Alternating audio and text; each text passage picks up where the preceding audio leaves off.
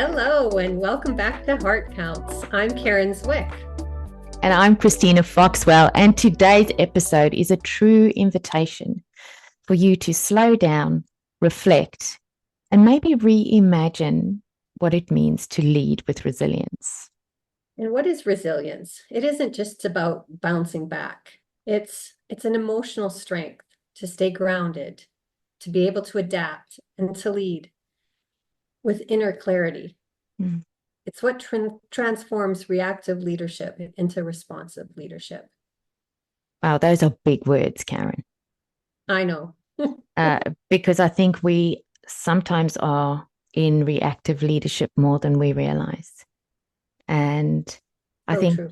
it's true. And, as we do a deep dive into this, we'll really see how resilience connects with grace. And I know that's a big word. So we're going to dive into grace a bit, grit, mindset, inner tools that leaders really need. And I don't think it's just to perform, because this is not a performance. I think maybe reactive leadership is more of a performance. This is about staying connected to the essence of who you are, which gives you that authenticity. We often talk about authentic leadership. I don't think it can show up without resilience. And before we define it, let's start with a reflective moment. What are you carrying as a leader today? That's a big question, isn't it? Because what are we carrying? It's that emotional weight. It's that unspoken pressure, that niggle, the expectations to show up composed, confident, decisive, what people need to see. And, Karyn, I'll share a quick story. I had a lady that worked with me and we were diving into vulnerability and leadership and all that. And she said, I need my leader to show up strong and perfect and unshakable. I was like, I don't think I'm that leader for you because I'm not bulletproof. And I think that's the expectation we think that we have to show up as, but that models armored leadership to everyone. Resilience is acknowledging what we're carrying. And not just learning how to show how much I can carry, because that's crazy, right? It's not that, is it? No, and it's about coherence. And really, what is that? It's the ability to align your inner world so that your outer actions come from clarity and not chaos. And I can sure speak to that in the sense of, I know I've acted from chaos. And it's neuroscience. Resilience is deeply connected to that internal regulation and the ability to be able to have awareness of it. Yes. And then do something with it. Absolutely. And I think I love that you brought this to neuroscience, because a lot of people go, oh, that's so fluffy.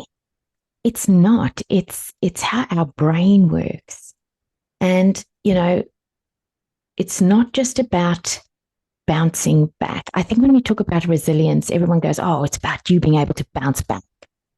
Why would I bounce out of the crazy I've just come from? Like, I want to be able to bounce forward, which means that we can take on what we've lived through and re-engage with courage, insight, and presence. And I always say resilience isn't how much you can carry, it's how much you release. It's funny that you say that, because I know in the past when I thought about resilience, it was really about bouncing back until I started working with you. And looking at it from that perspective of being able to bounce forward totally changed my view. So I'd be curious to see what kind of impact those words have on others who are listening. Well, I want to add that with you, because when we presented our initial research to the NHS last year, June, all the other people that were presenting on resilience were bouncing back. And it's not about bouncing back. It's about bouncing forward into where you need to be, not where you've been. Because sometimes we get stuck where we used to be. Thank you. So let's quickly talk about the two pillars that I really think are key. One, the two G's, grace and grit. Talk to us about grit. I'm just learning so much about these words. I really am. And well, I think grit really helps us persevere. Yeah. It allows us to push through challenges. Yes. And grit alone, though, can become armor. Thank you for saying that. And it can make us rigid, disconnected. It can contribute to burnout because we're in it. We're going to keep pushing. We're going to keep pushing. I was there. Just keep going. Put your head down. That's grit. You know, I love the way you've described that, because to me, grit is like when I'm walking on gravel and it's that crunch. And I know that I've had grit in my life to show up through challenges, but you're right. Grit without grace becomes armor. So grace, you and I've been looking at grace. I've been really diving into grace as I've been writing my fifth book.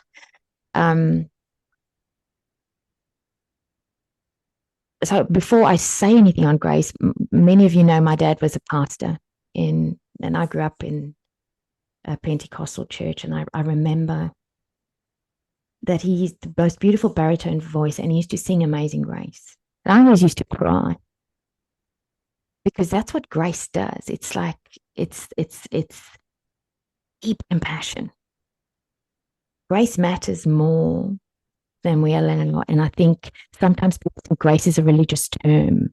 Grace is a deep form of love. That's the term. Grace isn't weakness. It's courage. Grace allows us to slow down, and it allows us to soften that grip that fear has on us and that self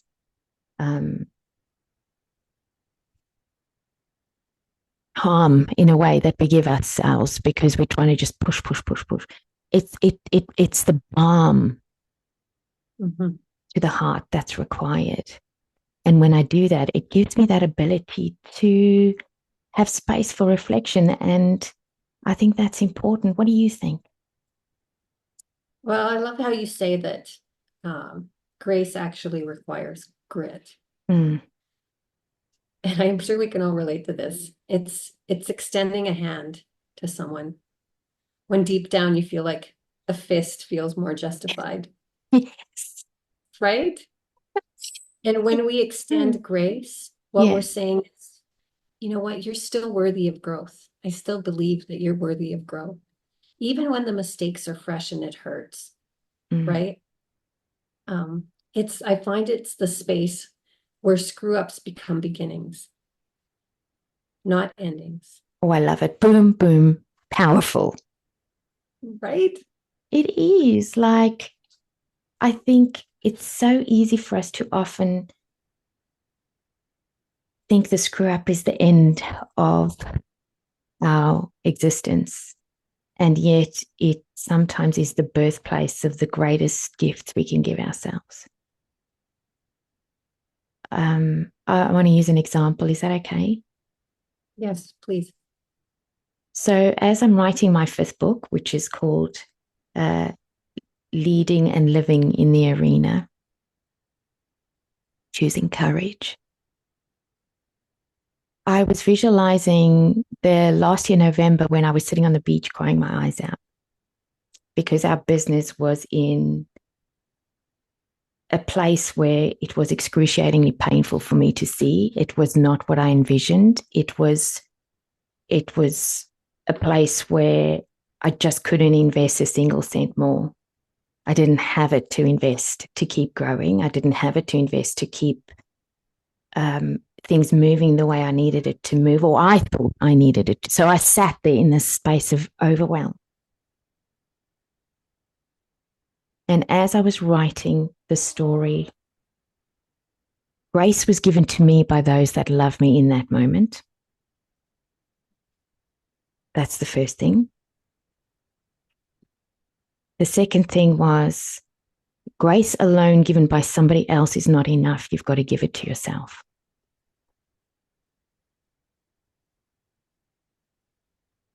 And I think that's incredibly important because that's what working in this resilience does. You learn how to give yourself compassion, acceptance, and understanding. It's not an excuse for not taking ownership for the journey of learning. Yet it tells you it's the journey of learning and not the biggest mistake of your life. And I think that creates a growth mindset. And then grace becomes that lever for your transformation. Otherwise, you get stuck in that space of anger of yourself. And when we lead with grace, so if I give myself grace, I can give it to others. We create those cultures where talk about accountability, right? Where accountability is paired with compassion. What do you For think? sure. And we're usually the hardest on ourselves, right? And so when it comes to grace and grit, just taking a moment to reflect on that. How do we show up, right? And so what a great opportunity for me to ask the audience, where have you relied on grit this week? Mm. And then think about, what would grace offer to you in the same moment? Or maybe you're actually able to see that you exhibited both Mm. and you didn't even know it. Is that not powerful? That's what I call the messy middle. Right? That's a That's what I call the good messy little middle. metaphor. Yeah, because, I've been speaking to leaders this week about leadership. And we know Brené Brown talks about kind is clear, but that is grit to show up, to be honest, and grace, the balm of love that has to be exchanged in that moment, and not shame. It's that ability to answer with honesty. And I can't do that without being fully present too, which means sometimes I want to pass out because I'm not on autopilot and I'm so aware of everything I'm doing. And this leads us straight into the most powerful foundation of resilience, which is in actual fact. Well, it's really about being in the present moment. Mm. And that's why mindfulness really, really matters. And it's about taking the pause, the breath, having awareness before action. Isn't that powerful? It really is. I don't know if we recognize that we do that. Where we react versus respond, because it's just automatic, right? So we don't even have time to take a pause, think about what we're going to say, take a breath.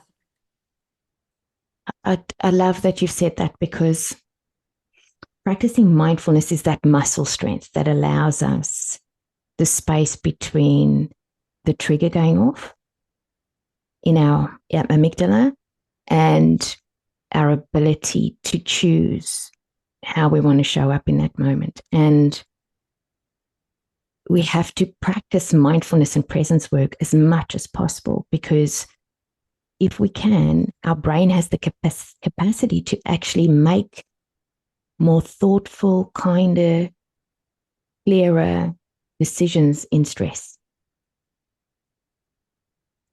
It helps us to navigate more clearly when the fog sets in, when there's too much noise. Mm-hmm.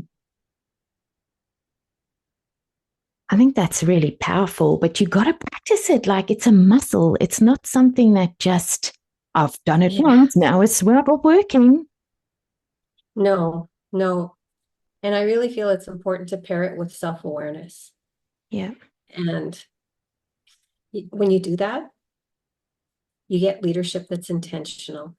Mm-hmm. You're not just responding to for whatever reason, whether it's an experience you had that makes you react that way versus really listening and being intentional. And when you have that self-awareness, you can see patterns. You get to learn what your triggers are. And what I'm finding is I'm starting to understand the internal storylines that I've created to shape my choices. And just having that awareness alone, oh, Christina. Breakthrough? Well, definitely not a breakthrough, but a break open. Ooh, I like it even more. Right? It's like a cracking open of clarity. Yeah, and it's breaking open. Sorry, Christina, it's breaking open is like there's cracks that are showing up. You know, just as you're saying that, when we see those cracks, our natural instinct is to hide them or to shame ourselves for them showing up.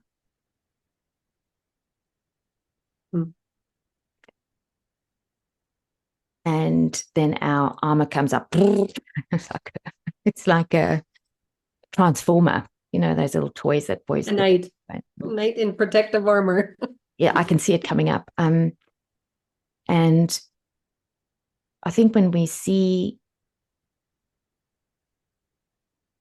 what we need to see, protective armor will always be there. It's a beautiful gift that our brain has given us to stay safe, to survive.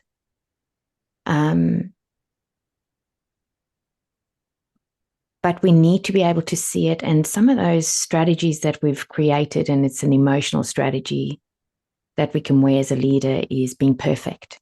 You know, if it's perfect, no one will point out how I failed. You know, and in order to do that, I've got to control, and then I distance, and then I will not accept the imperfection in myself, but I'll see all the imperfection in everybody else. Absolutely. Because I have an allergic reaction to my own imperfection. Now, armor, let's go back to armor. Armor helps me seem perfect, and maybe I've pushed myself to not make mistakes, to overwork something, to do that even more so that I can survive. But that survival instinct and the armor disconnects me from others. And the armor has to come down. What do you think when I say that? What goes up for you? Armor has to come down. Well, first of all, I've had to recognize my own armor, my own protective armor. And now that I see it, I want to break through. Yeah. But as I'm working through it, it's a bit scary. Kind of makes me feel a bit vulnerable. That's a beautiful word to use. Yeah. Yeah, a little bit exposed.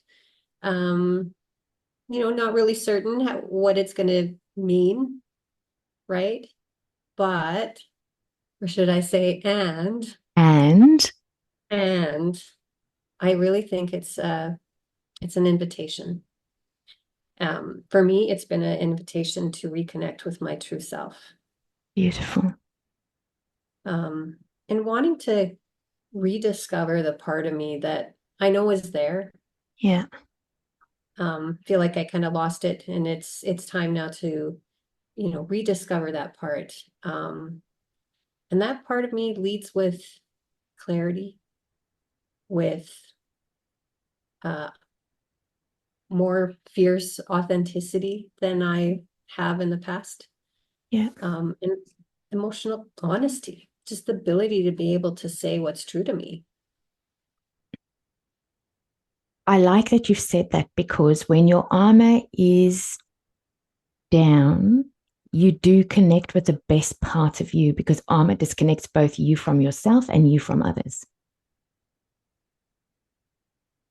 And I think when we talk about that, when I'm going to bounce back into resilience, it's not just about how it looks like on the outside. I have outer composure. it's inner freedom. Mm. I remember sitting with my therapist when I was diagnosed with PTSD, and he was working with me, and he said, "What do you want?" I said, "Freedom, peace." Freedom starts when we ask, what am I still carrying? And then I have to follow the thread, what's waiting beneath it. Mhm. Well, and I love that you say inner freedom. It's also a bit of peace. I think that also comes with that. And I know that a lot of people, that's what they're striving for, is to have that peace within themselves, no matter what they're, what's showing up for them. So I love that, all of this ties into that in terms of if you're seeking freedom, if you're seeking peace, what are you carrying? How is it showing up? And, what can you do about it? Well, I think that is the big key, because if I know I want it, I've got to walk through it to get there. I've actually got to I've got to do the work to get there. And I think that's really important, because if I know and I don't do, we talk about the knowing doing gap. If I know I want to change something, but I'm not willing to do the work that could get me there, I'll always stay knowing and being even more fearful than learning how to do this work every single day of my life, which is transformation. What do you think? It is. It's really moving from that awareness into being able to transform. And I feel it's just so prudent of both you and I to be able to talk about a pathway that's really designed exactly for that transformation. Um, And I know that it is you're very beautiful. passionate. Sorry, It is what's that? it is such a beautiful journey, isn't it? It really is. And I know you and I are both very passionate about that pathway and what it could look like, Yeah. how we can support people through that. And, you know, I guess I want to throw out there, if you've been feeling that weight lately, Yeah. like you're carrying too much as a leader, you may be craving that clarity, Yeah. looking for emotional steadiness, Yeah. a space to lead differently, looking for peace and freedom. So we want to talk a little bit about our A.R.I.S.E Resiliency Program. And Christina, I'm going to throw it out to you because I know this is your baby, and maybe just give a bit of a snippet of, what the program, what it's all about. Thank you, Karyn. This program gives you the tools to unlock you.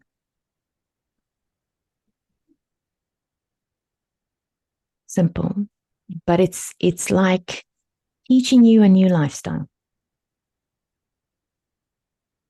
because there is no magic fix. If it's taken your brain, how old are you? I'm in my 50s, right? It's taken my brain over 50 years for me to stay alive. There are patterns that have been created. And so what we've got to help you do is to do the work to rewire your neural pathways, to look at yourself in a new way, to look at others with greater compassion and understanding. I think I like calling this preventative care. A lot of people go, well, we've got a psychologist and a therapist, and I know that those are good things. I think we all need them. But we also need to equip ourselves with the tools to work on ourselves and to understand that we can do the work. You go to gym and you work out in gym, and everyone's got a gym membership, right? Or, you've got to do exercise, got to eat better. But what we're not doing is, we know we've got to work on how we think and how we show up, but it's been such a shameful, fearful space for too long. So what we've created is a 10-week program to help you either lead better, sell better, be more effective in your work that you're doing as a healthcare professional or frontline worker or wherever you are, because we tailored this program to different demographic areas or areas of excellence or skill. Only because we're trying to create a similar place for people to be together. But I think what we found through this journey, so we did a 2-year research study, presented it to the NHS twice, presented it in the Middle East, we've presented it in Africa, in Australia. We've backed it up with as much science as possible and then made it as simple as possible. And it's app-based, it's group connection-based, which is the most important thing, as much as that's the scariest thing. It is journal-based, so for you to do some journal reflections. It is teaching you mindful practices that work for you, because there's different things that work for different people. And it's not just a checklist. We're giving you the tools to reset, to break the cycles, to step into agility, but not just, oh, now I have it. I think, and it's celebrating. I always find when we take people through this kind of journey, they often celebrate everything that's negative, like, oh, I've got this and I'm at this. And what we're teaching you is that we want you to weave resilience into your fabric of who you are. Absolutely. Did I give it justice? I feel like you just skimmed the surface, but I do agree with everything you said. And I almost think of it as a way of life, right? Where you can embody these tools into who you are, how you show up, to a point where it is very transformative. So it's not just a leadership development program. It is more like a way of life that you embrace. And it takes a little bit of work, but it's also fun and it's life altering. It's transformative. It is, isn't it? It absolutely is. So, Karyn, why don't you walk us through some of the elements of A.R.I.S.E? Because I know that you're as passionate about it. I mean, what does A.R.I.S.E stand for? Well, it's adaptability. Mm-hmm. Being able to adapt and pivot with whatever comes your way. Yeah. And doing it with grace. Resourcefulness. It's nice to have that toolkit to be able to know that you can pull on something to be able to help you navigate whatever you're thrown. Inner strength. Some days are really, really hard and you don't know where you need to go to be able to keep going. And I find that this program really allows you to tap into your internal resourcefulness and get that inner strength to keep moving forward, but with resilience. Yes. Stress management. I could say that mindfulness has become a huge component of my life and it helps me navigate my stresses. And lastly, emotional regulation. And this is a big one for me. I'm an empath. I'm very sensitive. And learning to navigate how to identify with my emotions, how to manage them, and be kind to myself to be able to say that those are real and they exist, but then letting them go to move forward. So all of that is encompassed in this A.R.I.S.E Resiliency Program.